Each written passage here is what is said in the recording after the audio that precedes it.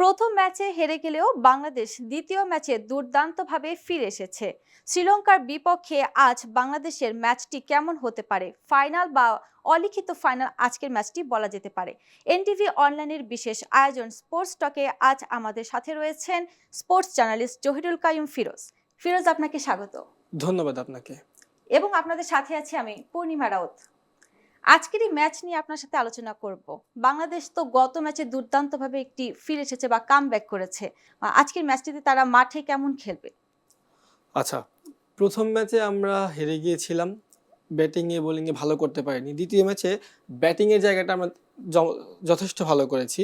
আমাদের ব্যাটাররা ছোট ছোট ইনিংসগুলোতে ভূমিকা রেখেছে বাংলাদেশের জয়ে, এবং বোলিংয়েও মুস্তাফিজুর রহমান ডেথ ওভারে যেভাবে বাংলাদেশকে ফিরিয়ে এনেছেন ম্যাচে, অর্থাৎ হাতছাড়া হয়ে যাওয়া ম্যাচ আবার নিয়ে এসেছেন, সেটা অসাধারণ। তার মানে আমরা সিরিজের সমতা ফিরিয়েছি। এখন আজকের ম্যাচটা হয়ে দাঁড়িয়েছে অলিখিত ফাইনাল। পাল্লেকেলেতে তৃতীয় ম্যাচটা হচ্ছে আপনার প্রথম দুটো ম্যাচের চেয়ে কিন্তু ভিন্ন, কারণ প্রথম দুই ম্যাচ হয়েছিল কলম্বোর প্রেমাদাসা স্টেডিয়ামে। সেই জায়গার এনভায়রনমেন্ট আর আজকের যে ম্যাচ পাল্লেকেলে, সেখানকার এনভায়রনমেন্ট কিন্তু অনেক পার্থক্য আছে। তো সেই জায়গা থেকে আমাদের আগের ম্যাচের যে কৌশল ছিল, আজকের ম্যাচের কৌশলে কিন্তু পরিবর্তন আনতে হবে। তবে একটা দল যখন জয়ের ধারায় থাকে বা লম্বা সময় পর জয় পায়, আমরা জানি বাংলাদেশ 7 ওয়ানডে পর জয়ের দেখা পেয়েছে, তার মানে দলের মধ্যে একটা আত্মবিশ্বাস এসেছে। সে জায়গা থেকে আজকে ভিন্ন কৌশলে বাংলাদেশ ভালো করবে বলে আমি মনে করি। আর যেহেতু সিরিজ জয়ের হাতছানি, তেমন ম্যাচে আসলে ছাড় দেওয়ার কোনো সুযোগ নেই। আপনি যেমনটা বলছিলেন সুযোগ নেই হাতছাড়া, বা আজকে আপনার কি মনে হয় পাল্লেকেলেতে শ্রীলঙ্কার মাঠে জয়ের সম্ভাবনাটা কতটুকু বাংলাদেশের? আচ্ছা, এই মাঠে বাংলাদেশ দুটো ম্যাচ খেলছিল এর আগে, একটা 2023-এ, একটা 2013-তে। 2013-তে আমরা এই মাঠে একটা ম্যাচে জিতেছিলাম, সেই শ্রীলঙ্কার সঙ্গে জিতেছিলাম যেই দলে দিলশান ছিলেন, সাঙ্গাকারা ছিলেন, অ্যাঞ্জেলো ম্যাথিউসের মতো, অর্থাৎ পিক টাইমে যে শ্রীলঙ্কাটা তারা ছিলেন। দিলশান 125 রানের একটা দুর্দান্ত ইনিংস খেলেছিলেন। সেই দলটাকে আমরা ম্যাচটা হারিয়েছিলাম। অবশ্য একটা মজার ব্যাপার হচ্ছে, সেই ম্যাচেও বৃষ্টি হয়েছিল। 2013-তে যে ম্যাচে জিতেছিলাম, বৃষ্টি হয়েছিল। তারপর 2023-এ সেই ম্যাচটা বাংলাদেশ জিততে পারেনি, তবে নাজমুল হোসেন শান্ত 89 রানের একটা দারুণ ইনিংস খেলেছে। তো আজকে যেটা বললেন পাল্লেকেলের মাঠে বাংলাদেশের সম্ভাবনা কতটুকু, দুই ম্যাচ খেলে একটা জিতেছি, একটা হেরেছি, আর পিক টাইমে শ্রীলঙ্কাকে হারানোর একটা সুখ স্মৃতি আছে। সেক্ষেত্রে গত ম্যাচের জয় এবং আগের সুখ স্মৃতি যদি ধরতে পারি, তাহলে আমার মনে হয় না বাংলাদেশের জন্য কঠিন কোনো কাজ হবে। যেমনটা বলছিলেন, আরেকটা আমার প্রশ্ন ছিল, তাসকিন তো প্রথম ম্যাচের পর দ্বিতীয় ম্যাচে তার দর্শকদের একটা আশা ছিল যে সে একটা বড় রেকর্ডের হাতছানি ছুঁই ছুঁই করছে। তাকে তো দ্বিতীয় ম্যাচে দেখা যায়নি, আজকের ম্যাচে কি তাকে দেখা যাবে?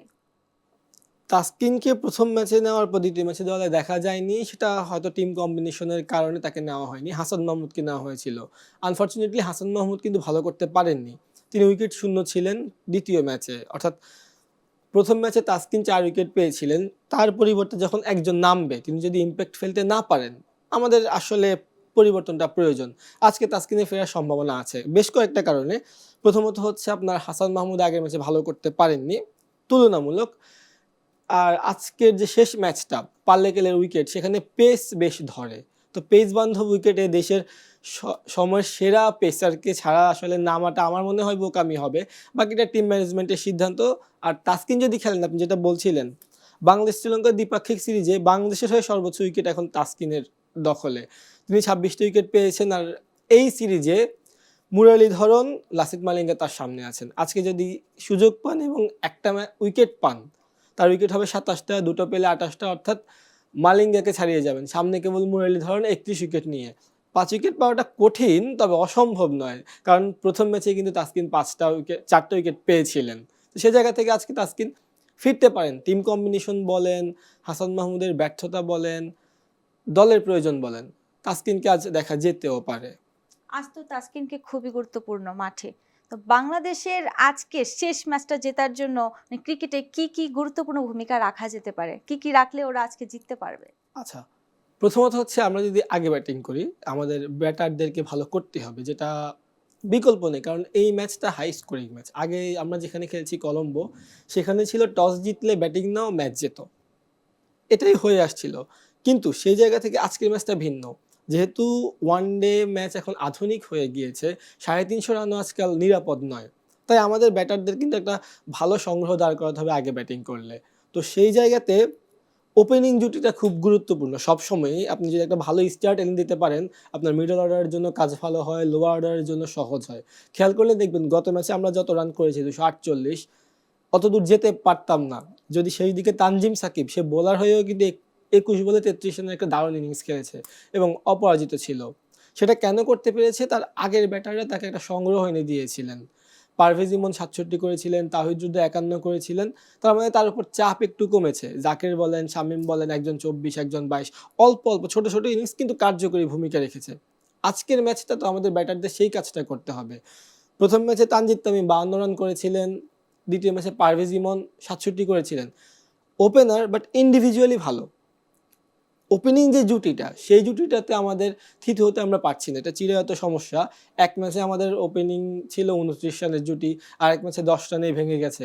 এই সমস্যাটার সমাধান করতে হবে। ওপেনাররা ভালো একটা সেটআপ দিয়ে গেলে আপনার মিডল অর্ডার সেটা নিয়ে এগোতে পারে, আর লোয়ার অর্ডার তুলতে শেষ আঁচড় দিতে পারে। এটা একটা গেল। দ্বিতীয়ত হচ্ছে আমাদের বোলাররা।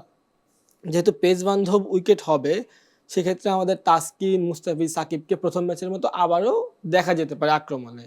প্রথম ম্যাচে তাসকিন 4টা নিয়েছেন, সাকিব 3টা নিয়েছেন উইকেট। মুস্তাফিজ দ্বিতীয় ম্যাচে যা করেছেন, ডেথ ওভারে একটাই উইকেট পেয়েছেন, জেনিথ আলিয়ানাগের উইকেট। সেটাই ম্যাচের মোমেন্টাম বদলে দিয়েছে। ক্রিকেট হচ্ছে মোমেন্টামের খেলা। মুস্তাফিজ ডেথ ওভারে এলেন যখন ম্যাচটা হাত থেকে ফসকে যাচ্ছিল ভাবছে সবাই, সেই সময়টাতে ক্যাচ নিয়েছেন, বোলও করেছেন।